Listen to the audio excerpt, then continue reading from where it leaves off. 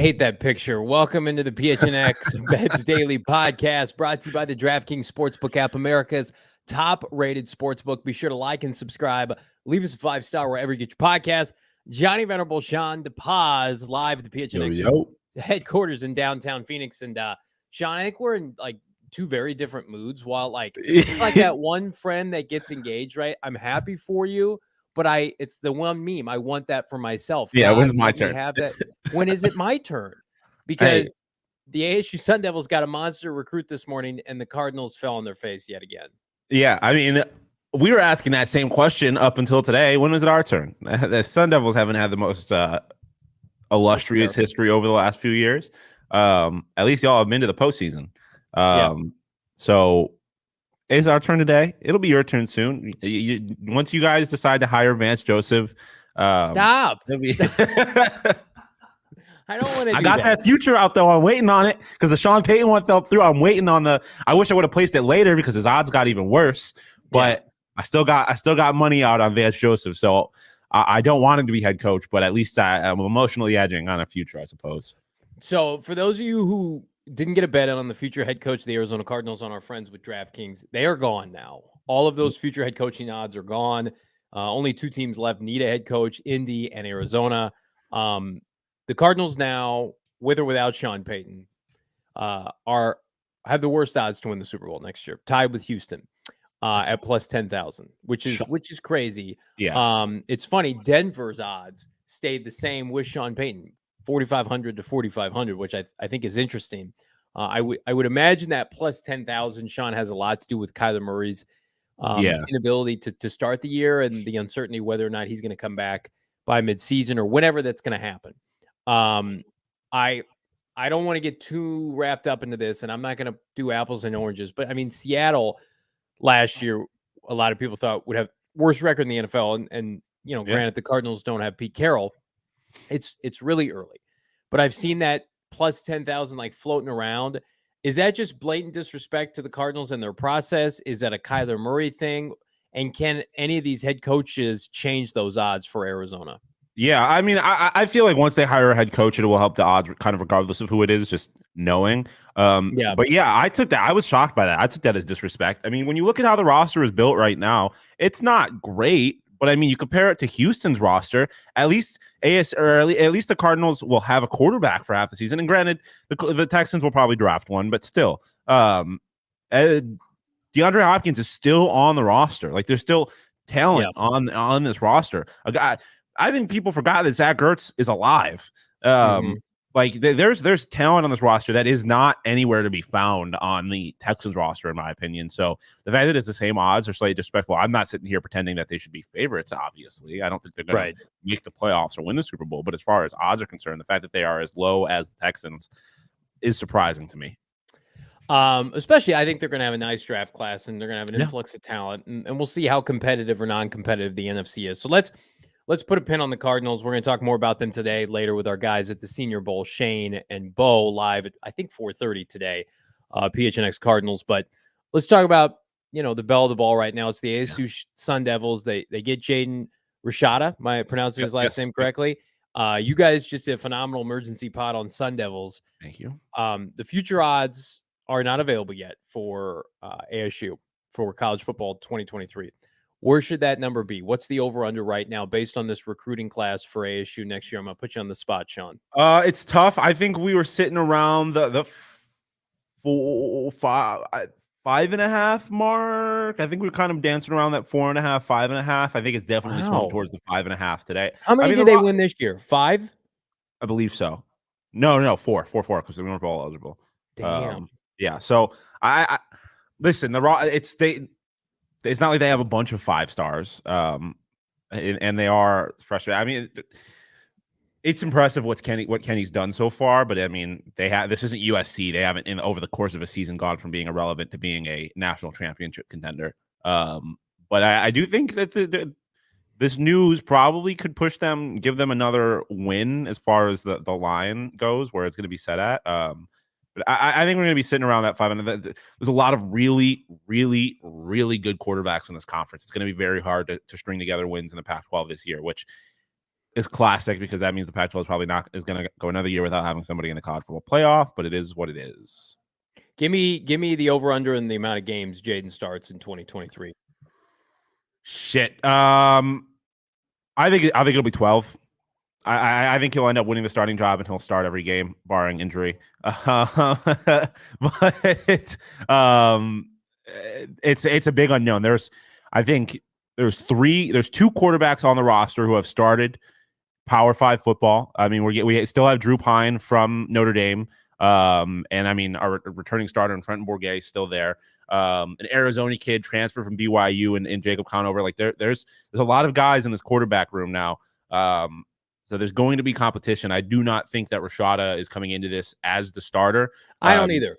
Coach Dillingham has gone on record saying that Bourguet will start getting reps with the first team because he is the returning starter.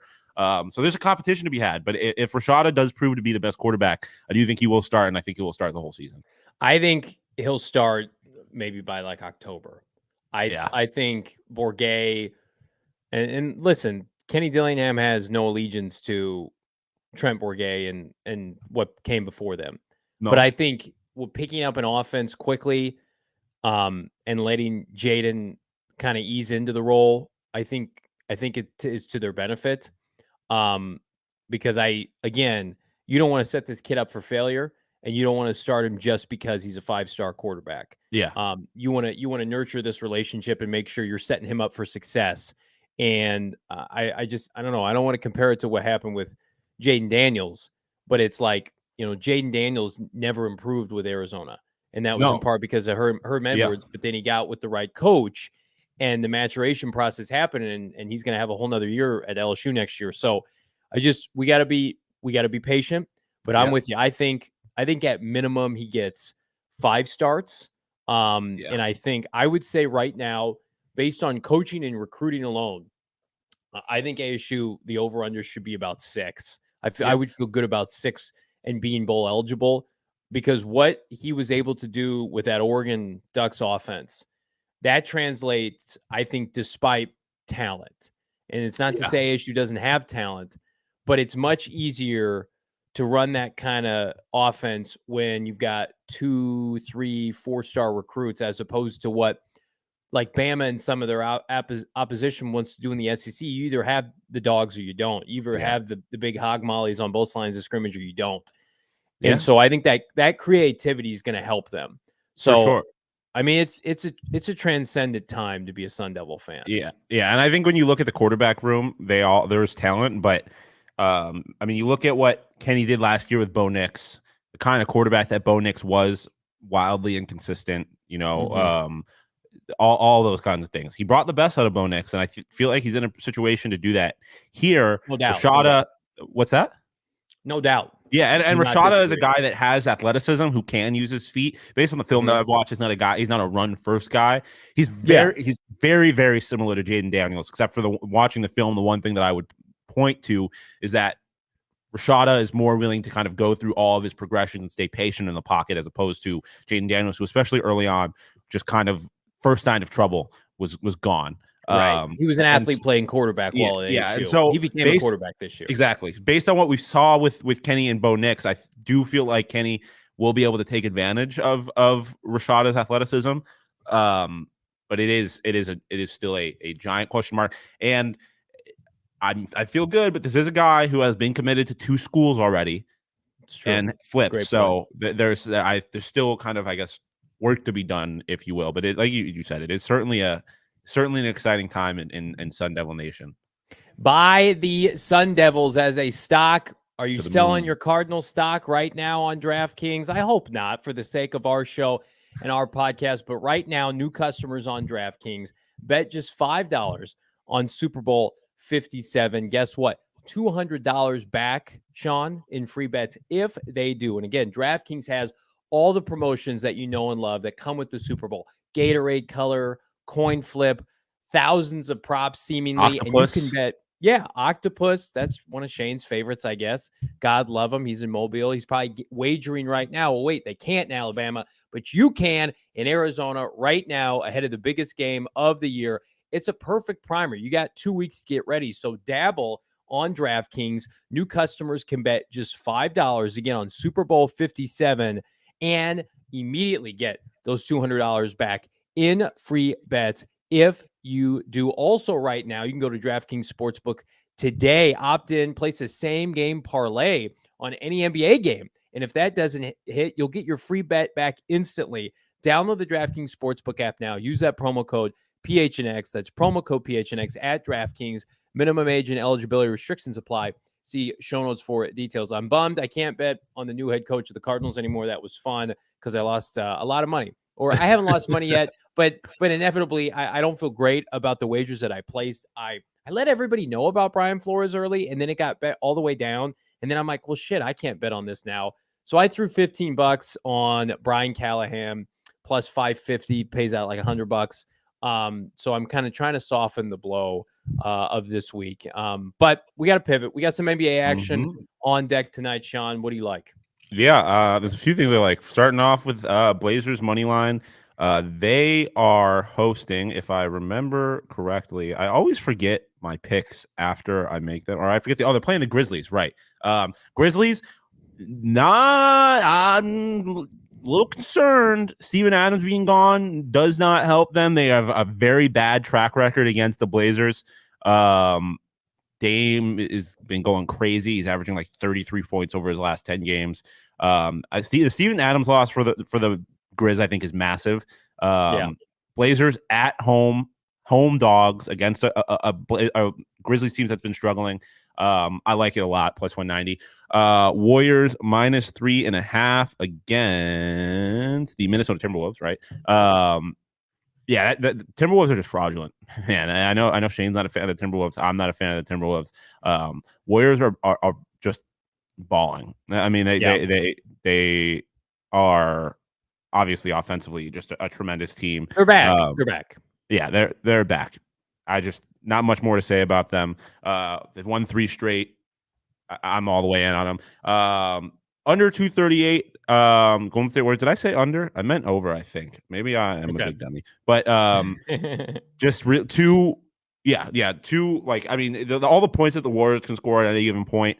I don't think they really have an answer for Ant necessarily. I think he's going to have himself a game. I just feel like there's going to be points scored in this one. And then Suns minus 1.5 against the Atlanta Hawks. The Hawks do not play well here. I think they only have 1 win all time at Footprint Center.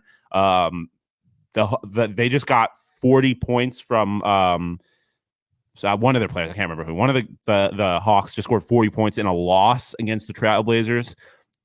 That's not getting it done against the Suns team that seemed to kind of figure it out. I think the Suns win. I would even, potentially tease that one up a little bit. I feel like the Suns win this game handedly.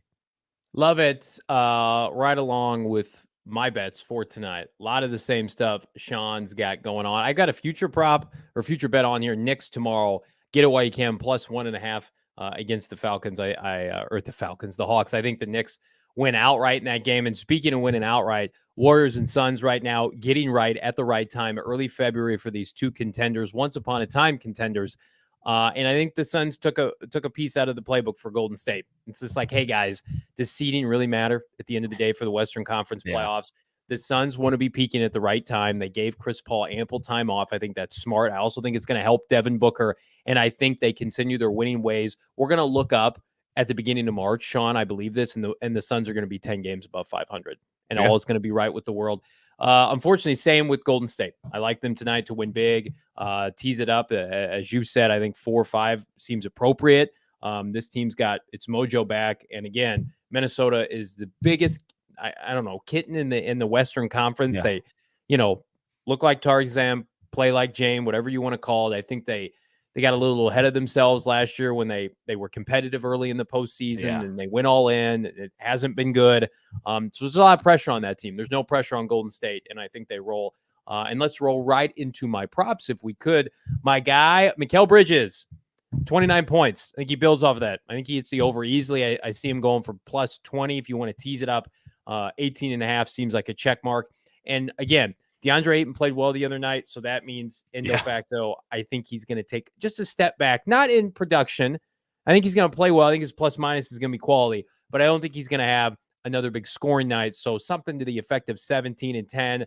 doing the dirty work down below for the Suns. But Mikal Bridges, man, he and Cam Johnson, if those two can get humming, because those are the two pieces in the postseason that have had the microscope on them, Shawn, that have not played well. You think about the Western Conference semifinal loss last year, they went MIA against the Mavericks. So very encouraged with Mikal and what he's been able to do to begin, 2023. Yeah, no, it honestly just seems like he missed his twin, and now that Cam is back, he's playing better. I know. Yeah, I mean, as far as the Suns go, I think there's so, especially without Devin Booker, there's so many different guys that can have the ball in their hands. Like I mean, we've talked about it before. DA, as far as betting is concerned, one of the most frustratingly inconsistent players there is. Which is why I am always a little hesitant to touch him, because it is very easily that under hits. But there's also a possibility he drops 25 points with 15 rebounds, something like that. And it's like, oh, it was just one of those DA games, which is why if we get into my props, I have Chris Paul double. I think the one thing you can rely on that. without Devin Booker is that everyone is going to kind of get their touches. If you're asking me to get 10 points from Chris Paul in this situation, I think that's very possible. And then I do think we're now at a point where you don't know necessarily who's going to get hot, but somebody's going to get hot, whether or not it's DA, whether or not it's Mikal, whether or not it's Cam Johnson. I think in a situation like that, especially with such a guard-heavy team in the Atlanta Hawks, Chris Paul is going to be forced to facilitate a lot. And so honestly, for me, the points are the bigger concern as far as the double-double goes, but I think if you're asking for a 10-10 night from Chris Paul, I feel like you can get it. I mean, there's a reason it's minus 130. And then Rudy Gobert under 14.5 points. Like you mentioned, this team, it might look tough, but they are soft. He just doesn't really have the offensive skills to punish a team that is smaller in the Golden State Warriors. And I mean, you look at the last time Rudy Gobert recently played against Memphis Grizzlies, who, like I mentioned earlier, missing Steven Adams, missing that big guy in the paint, only scored 7 points. This is not a guy that punishes teams even when they don't have the means to stop him in the paint. I feel like Rudy Gobert is going to have a very, very quiet game on both ends of the court, which is why I like his under here. I honestly like his under on everything. Like I mentioned, Golden State Warriors are a small team. They're not gonna put him in a position to be successful. They're not gonna put Gobert in a position to be successful very often in this game, I think.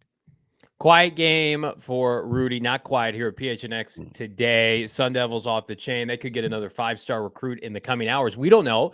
That's what Kenny Dillingham and company do. My guy, Sean Anthony Chotri and company on standby, as am I with my better half, Bo Brock, later today, PHNX Cardinals live from the Reese's Senior Bowl in Mobile, Alabama. Where do the Arizona Cardinals go from here after they got spurned by Sean Payton and company? We'll tell you all that and more. But in the meantime, for this program, like and subscribe. Leave us a 5-star wherever you get your podcast. We're back mañana. Everybody have a great day.